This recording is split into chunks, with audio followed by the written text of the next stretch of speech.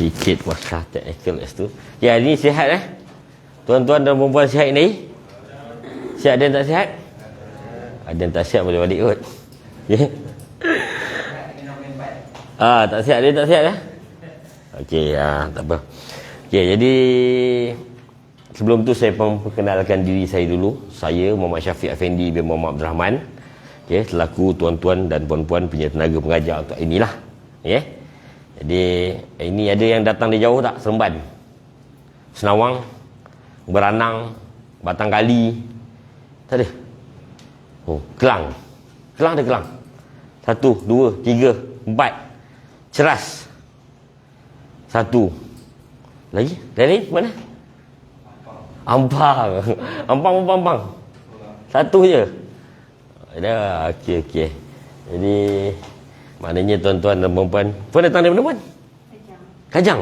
Jauh juga jadi maknanya lapisan daripada lapisan daerah-daerah yang ada di Kuala Lumpur ni lah.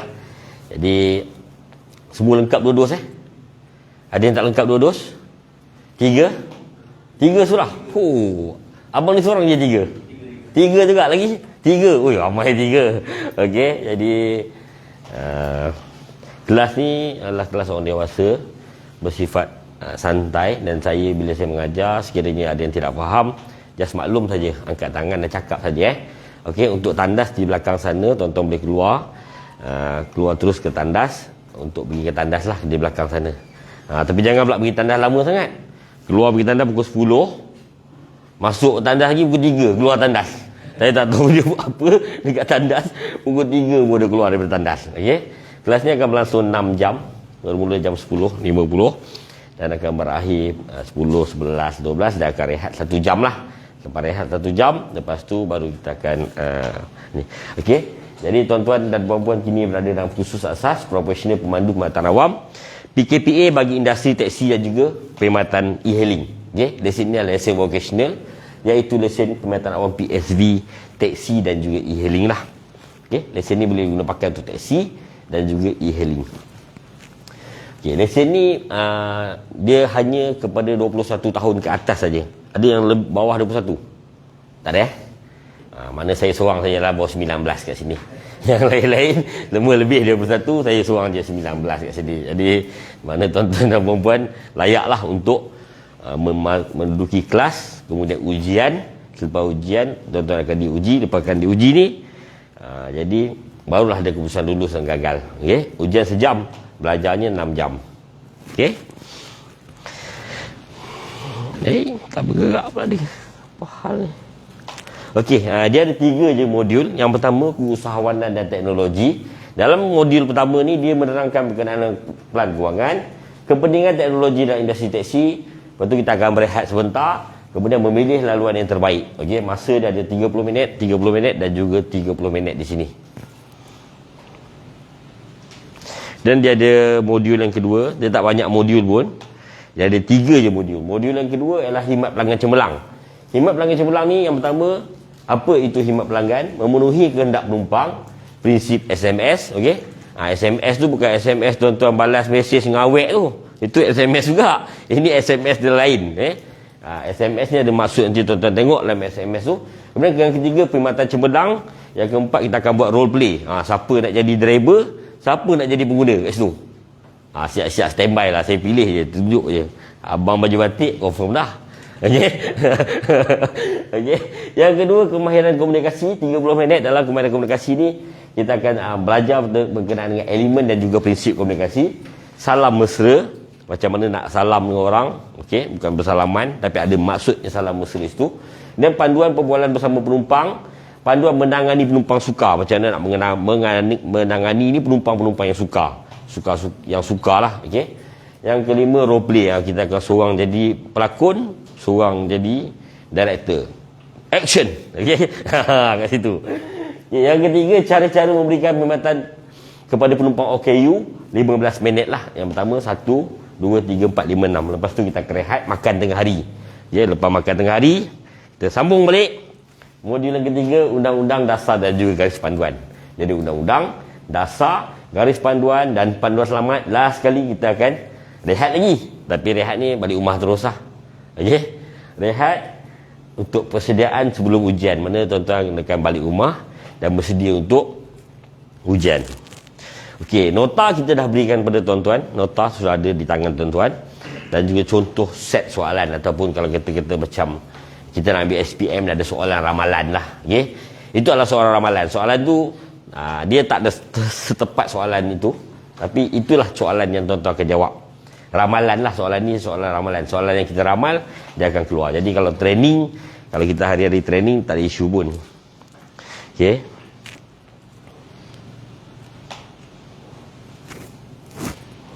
Lambat betul dia nak bergerak.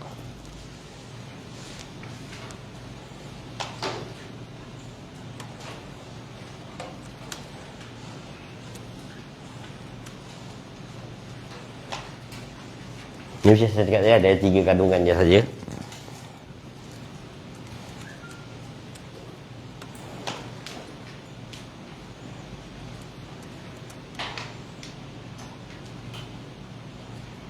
Okey.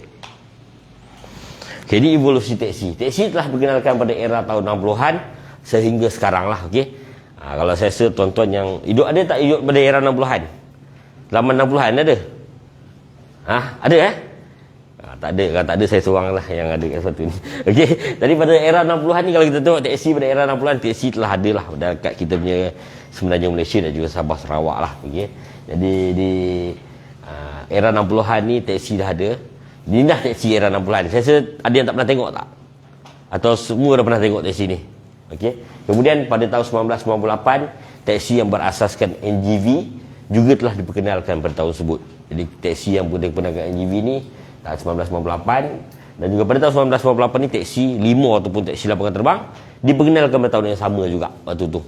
Jadi pada 1998 ni adalah satu transformasi negara lah. Okey. Mana dia bukan tukar lah, dia upgrade teksi tu. Maknanya dari 60-an sampai 1998 terus jauh dia upgrade teksi tu. 1998 ni pula kita pasal, kalau zaman saya rasa semua sempat lah zaman ni.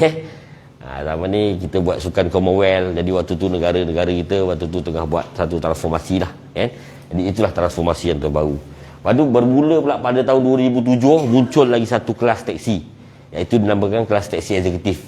Okey, kelas teksi eksekutif ni dia yang berwarna biru lah. Yang berwarna biru, Innova. Saya rasa semua pernah tengok Naik pernah? Ada yang tak pernah naik? Ada yang juga yang tak pernah naik. Teksi 60-an pernah naik tak? Tak pernah?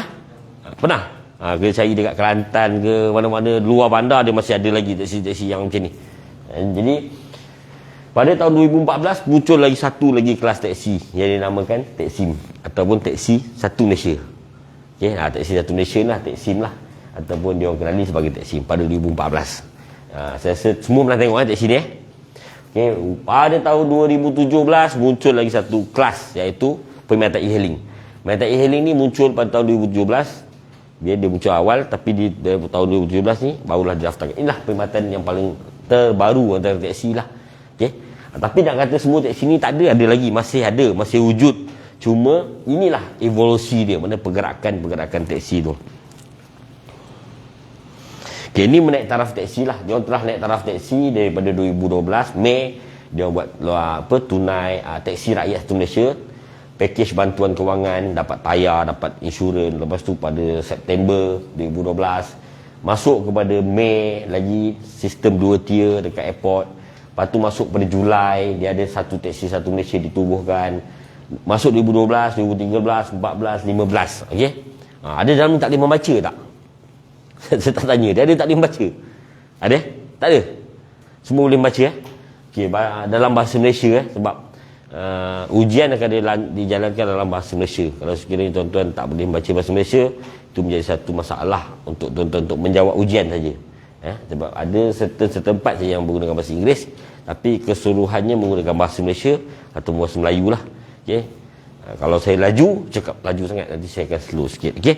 Inilah dia punya naik taraf teksi bermula pada 2012 sampailah ke 2015. Okey. Masuk pula 2015 sampai 2021. Dah habis dah pun. Kan pun dah 2022 dah. Okey. Dia wujudkan satu lagi makmal, iaitu makmal transformasi teksi dipanggil TIPP. Okey, pemberian lesen individu, penjenamaan kereta semula minimum asyara cap 3 bintang. pengawal sedia kontrak pajakan, penyelarasan tambang bermeter, memperkenalkan sistem KPI kepada syarikat, mengawal sedia pembuatan e-hailing, menambah pengenalan tambang dinamik, daripada meter konvensional kepada meter digital. Kemudian program meningkatkan kualiti menurut taksi, proses saringan lebih ketat, pengenalan sistem merit demerit, dan juga penyelarasan struktur zon, tambang berzon lah. Okay, ini fungsi dan peranan taksi lah. Untuk fungsi dan peranan taksi ni sebenarnya fungsi dia ialah untuk bawa orang daripada rumah ke hentian bas. Hentian bas dia naik, dia pergilah ke KL. Itulah contohlah kita punya ni. Ada taksi ni dia buat untuk pergi main bola. Tak ada maknanya dia khas dia untuk bawa orang, bawa penumpang pergi ke stesen bas. Orang tu ke naik bas, naik LRT terus ke Bandar Kuala Lumpur. Ataupun dia satu lagi orang ni dia naik daripada rumah terus ke Bandar Kuala Lumpur. Lebih Shah Alam terus ke Bandar Kuala Lumpur. Saya rasa ni saya tak perlu terangkan lah. Okey, ni gambar keseluruhan lah migrasi taksi dan juga pemetaan e-hailing.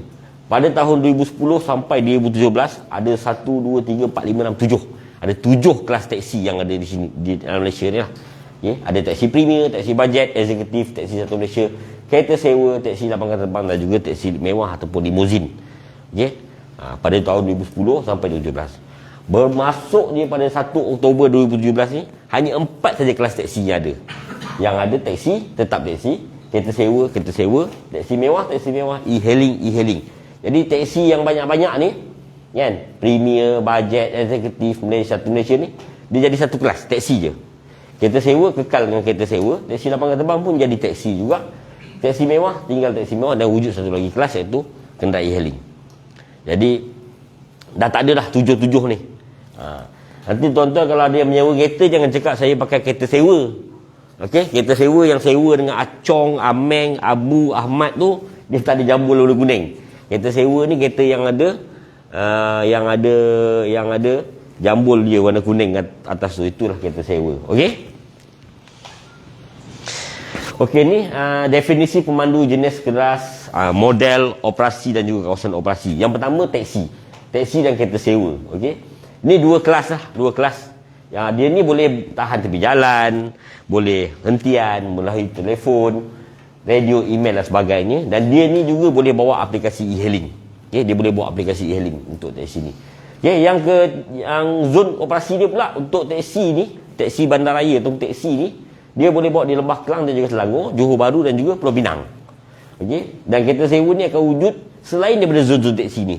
Dia tak ada zon taksi, dia ada dekat luar zon taksi lah. Contoh dekat Kajang ada kan? Ada kereta sewa. Kelang ada Kelang?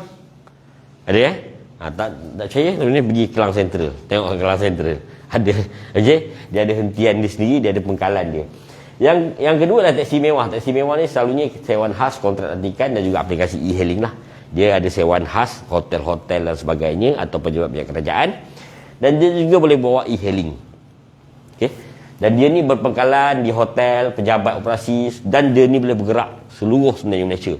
Daripada utara ke selatan, timur ke barat. Okey. Jadi yang keempat ni ialah aplikasi e-hailing lah. Ini aplikasi e-hailing ni, dia hanya boleh bawa e-hailing saja. Dia tak boleh duduk tepi jalan, dia tak boleh ada hentian, dia tak boleh terima menerusi panggilan telefon, radio, email pun tak boleh. Dia hanya boleh bawa e-hailing saja. Okey. Nanti tuan-tuan dah dapat lesen, tuan-tuan jangan pula bawa kereta tu dah dapat lesen, parking dekat LRT. Nanti ada Saga, Pesona apa semua, tiba-tiba ada Grand Levina tengah-tengah tu. Okey. Tak dibenarkan sama sekali untuk tuan-tuan beratur dengan dia orang, walaupun tuan-tuan mempunyai lesen PSD, taksi dan e-hailing. Okey. Sebab dalam dia punya definisi ni dan juga model operasi dan kawasannya, kenderaan e-hailing hanya dibenarkan untuk bawa e-hailing saja. Okey. Yang dia ni boleh bergerak daripada seluruh semenanjung Malaysia dah, utara, timur, barat dan juga selatan. Semenanjung Malaysia tidak termasuk Sabah dan Sarawak lah. Sabah Sarawak dia boleh bawa ikut Sabah Sarawak punya ni lah, selagi dia tidak melepasi border zone tu. Okay, jadi inilah ketetapan yang telah ditetapkan oleh APAD bagi perjalanan dan dinyatakan oleh penumpang. Bayaran tambang diluluskan oleh APAD dan ditetapkan oleh pemegang lesen perniagaan pengantaraan. Okey. Termasuk kepada modul 1 iaitu usahawan dan teknologi. Okey. Okay, dalam usahawan teknologi ni, okey, ni confirm masuk dalam exam. Okay. 99.9.9 akan masuk exam. Okay. Dalam usahawan teknologi ni ada teori kewangan. Okey. Okay, teori kewangan dalam hasil kajian Robert Kiyosaki, seorang penulis buku yang terkenal, Robert Kiyosaki ni, dia mengkaji 95% orang dan juga 5% orang. Dalam satu dunia ni hanya ada 95% orang ni yang bekerja dengan majikan dan juga bekerja sendiri. 5% orang ni yang mempunyai pemilik syarikat juga pelabur. Itu saja dalam satu dunia ni. Jadi dalam dunia ni hanya ini saja. Kita boleh tengoklah, orang kaya lebih banyak daripada orang miskin. Ke salah? Betul ke salah? Orang kaya lebih banyak daripada orang miskin. Orang kaya ni kaya, ini miskin dan juga sederhana. Betul tak? 95% ni orang kaya. Jadi kita tengok kat mana kita berada, kita boleh tafsirkan segi kat mana kita ada. Okay, apa itu majikan? Jadi soalan dia akan keluar 95-5. Kalau keluar 95 dan 5, dia peratusnya ada 100 je. Tuan-tuan dan puan jangan pandai-pandai tambahkan peratusnya 100, 100%, 102%, 103%. Dia hanya ada 100 je. Ini jawapan dia 95 dan juga 5. Kalau tak percaya, tuan-tuan tengok dalam soalan tu, soalan nombor 1, dia tanya apa? Soalan nombor 1, tuan-tuan tengok apa dia tanya.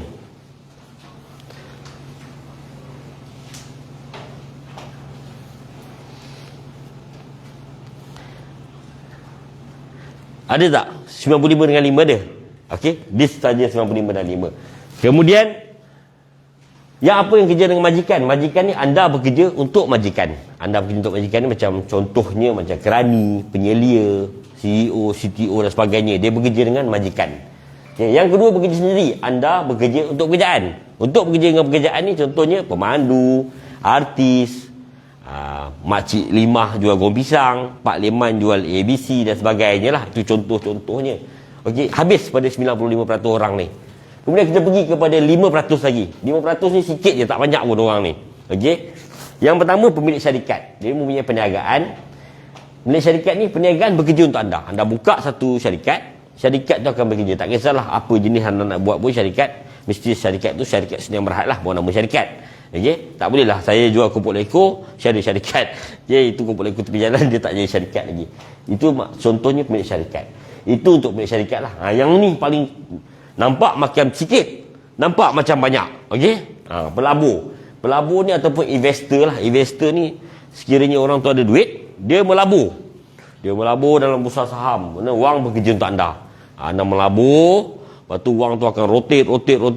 Anda akan dapatlah dia punya dia punya benefit dia lah. Mana masuk 100,000 dapat 500,000, masuk 500,000 dapat 5 juta, contohlah. Okay? Itu contohnya pemegang saham dan juga pendidikan hartanah. Pemegang saham, pendidikan hartanah, inilah pelabur lah. Jangan pula pelabur yang tak sah. Ada juga pelaburan yang tidak sah.